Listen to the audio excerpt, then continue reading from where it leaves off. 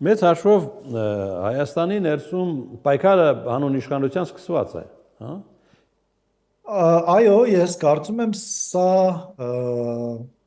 իմ հիշողության մեջ ամենաշուտ սկսված ընտրարշավն է։ Հայաստանի անկախությունից ի վեր ընտրություններից մի ամիս առաջ սկսվում էին ընտրությունները եւ ընտրություններից մեկ ամիս ամենաշատը հետո վերջանում էին բոլոր քաղաքական գործընթացները մինչև հաջորդ ընտրություններ։ Այս ընտրությունները մեր համար այդքան ընտրություն չեն, որովհետև մեծ հաշվով չկան կայացած քաղաքական ուժեր, բայց այս գործընթացը որպես process, որի ընթացքում տեղի է ունենում քաղաքացիների եւ առանձին խմբերի քաղաքականացման եւ ինքնորոշման գործընթաց կարևոր է։ Հա, եկանք կարևոր հանգամանքի, ներքևում ինչ-որ բան է տեղի ունենում անոմալ, հանուն հա։ Միանշանակ, այո, ես կարծում եմ քաղաքացիների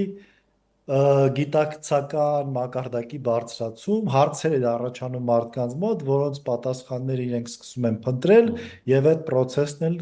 կամ այդ գործընթացը տանում է հասարակության քաղաքականացման բառի լավ իմաստով։ Դե օրինակներից մեկը, օրինակ տրենդային էր համարվում վերջին շրջանում Գյումրու ընտրությունները այդ իմաստով, չէ՞։ Հիմա նորքի միջադեպ հայտնվեց, հիմա դրա շուրջ է տաքանում ինչ-որ բան։ Նայեք, երկու հարթություն կա։ Կա ակտիվ քաղաքացիների եւ պետական կառույցների միջև այսպես առճակատում եւ այդ ակտիվ քաղաքացիների զգալի մասը կամ հարում են նախկին իշխանություններին կամ աջակցում են կամ նրանց գաղափարները կիսում են եւ կա մեկ այլ հարթություն, որտեղ քաղաքացիների իրավագիտակցության բարձրացման եւ պահանջատեր դառնալու այսպես լուր գործընթաց է գնում։ Ես երբ որ խոսում էի քիչ առաջ, խոսում էի այս երկրորդ դրսևորման մասին, ակտիվությունը ես նկատում եմ այդ մակարդակում եւ դա պակաս կարևոր չի, քան բուն ընտրությունները։ Դատավոր է կալանավորվել։ Այդ ծիրում է, հա, կաշառքի գործով։ Նայեք, մի կողմից կարելի է իհարկե ուրախանալ, որ արդարությունը, այսպես ասած, Չէ, նաև ափսոսալ, որ դատավորները բավականին բարձր են վարձատրվում, չէ՞, մեր նոր իրականությունում այս։ Եվ այդ երևույթը պետք է արդեն նահանջած լիներ, չէ՞, այդ համակարգին։ Այո, շատ ճիշտ եք ասում, ես հենց դա եմ ուզում ասել, բայց մյուս կողմից, երբ որ գիտակցում ես, որ այն այսպես կոչված ռեֆորմները, որոնք արվել են, չեն տվել այն ակնկալվող արդյունքը, որի մասին խոսում էին, դա տխրեցնում է։ Իհարկե, մյուս կողմից սպասելի էր այս ամեն ինչը, այսինքն այնպես չի, որ մենք դες նստած սպասում ենք, որ հեսա այդ ռեֆորմները շատ ուժեղ փոփոխություններ են բերելու, բայց իհարկե լավ կլիներ, որ ինչ որ դրական տեղաշարժ եղած լիներ։ Գարեգին, եւ վերջինը, մայիսի 9-ն է մոտենում, հետխորհրդային երկրների ղեկավարները մեկնում են Մոսկվա, կա ինչ որ նշանային բան այստեղ Հայաստանի համար։ Անշուշտ սա հերթական դրսևորումն է մեր իշխանությունների, որ այսինքն ինչ պետք էր անել։ Ես չգիտեմ, գուցե նորից COVID-ով հիվանդանալ, հա, մենք արդեն 2 անգամ հիվանդացել էինք։ Դե մի քիչ լուրջ մենք նկատի ունեմ մեր ղեկավարը։ Բայց մյուս կողմից օրինակ, եթե մենք կարողանայինք մեր ինստիտուտները կայացնել եւ վտանգ չլիներ, որ Հայաստանում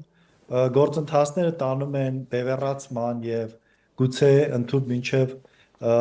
ավտորիտարիզմի, այդ դեպքում ինչու ոչ կարելի էր ինչ որտեղ որպես հավասարի հարաբերվել եւ Ռուսաստանի հետ։ Բայց ցավալին նա է, որ մեր իշխանությունները ինչպես որ չեն իրականացրել ներքին բարեփոխումները եւ ինստիտուտների կայացման գործում ոչինչ չեն արել, նույն կերպ շարունակում են հույսը դնել արտաքին ուժերի վրա եւ փորձում են իբր թե խելոք գառի դեր կատարել, որ շահած դուրս գան, բայց ցավոք սրտի արտաքին քաղաքականությունը այդպիսի դրսևորումները չի ներում եւ մենք գուցե շուտով սպասենք հերթական պատասխանին, հա, այդ քայլին։ Օրինակ, ընդհանուր մինչև դիտորդների հեռանալը Հայաստանի Հանրապետության տարածքից։ Այսինքն, երբ որ մեր ղեկավարը կամ ղեկավարները ցանկացած որևէ քայլ են անում, չի կարելի դա միակողմանի նայել եւ պետքա լավ բալանսավ հաշվարկված լինի, հա, հետևանքները։ Ես չեմ կարծում, որ Այսինքն Մոսկվա գնալը դեպքում մայիսի 9-ին մասնակցել այդպիսի գին ունի Գարեգին, հա։ կարող է ունենալ, այո, կարող է ունենալ։ Որովհետեւ դա ըստ էության Հայաստանի կողմից Ռուսաստանի կողմից վարվող քաղաքականության լեգիտիմացման քայլ է։ Դե մյուս կողմից այդ պատմության մասնակիցներից մեկն է Հայաստանը, Գարեգին, ինչու եք մոռանում դա։ Կներեք, ես վերջերս եղբայրս ասում էր գնանք, ես դե Վրաստանից եմ, գնանք Վրաստան մայիսի 9-ը, ասում եմ ես չեմ կարող գալ, չեմ գալիս, չեմ ուզում գալ, ասում եմ ինչի մեր պապն էլ է կռվել, ես էլ ասում եմ մեր պապը կռվել է, որովհետև բռնել եւ տարել են, մեր գյուղից 300 հոգանոց գյուղից 67 զոհ ա եղել պատերազմի միայն զոհը, ես այդ վերադարձածներ են եղել, որոնց մի մասն էլ աքսորվել են։ Մենք մասնակցել ենք, որովհետև չենք կարող չմասնակցել, մասնակցել ենք այնպես, ինչպես մեզ ասել են, այնտեղ, որտեղ մեզ ասել են, եւ այնքանով, որքանով մեզ ասել են։ Այդտեղ հայ ժողովրդի պայքարը չէր ֆաշիստական Գերմանիայի դեմ, հայ ժողովուրդը որպես մսացու էր Դե ինչպես կայսրության մյուս անդամները, հիմի իհարկե, ես չեմ ասում, որ տերմինները տարբեր են դրել, բայց մենք այդ կայսրության մեջ էինք եւ չէինք կարող Այո, եւ այդ պայքարը չի եղել մեր պայքարը, մեր ազատության համար պայքարը, այդ պայքարը եղել է սովետական միության պայքարը արևմուտքի դեմ, որտեղ մենք եղել ենք մսացու։ Այն որ մենք մասնակցել ենք, դա մեր գիտակցված ընտրությունը չի եղել։ Միգուցե վիճելի բան ես ասում, Գարեգին, բայց ձեր կարծիքն է։